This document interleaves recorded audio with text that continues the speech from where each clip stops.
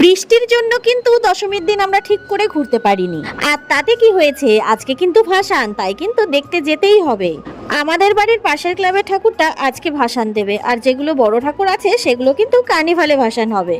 3 দিন ধরে কিন্তু আমাদের এখানে ভাসানের অনুষ্ঠান হয়। এইখানে ঠাকুর দেখার পরে আমরা ডিরেক্টলি চলে যাব মহানন্দাতে। আর প্রত্যেক বছরের মতন এখানের প্যান্ডেল কিন্তু বরাবরই খুব সুন্দর হয়। আর মায়ের মূর্তিটা দেখেছো কি সুন্দর, বাচ্চাদেরকে বই হাতে নিয়ে পড়াচ্ছে।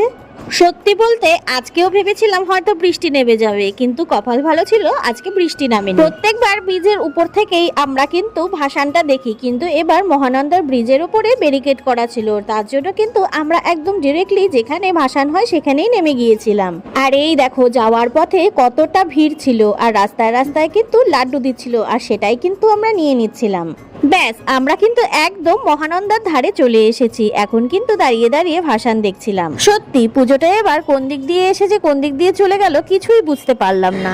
আবার 1 বছরের প্রতীক্ষা শুরু।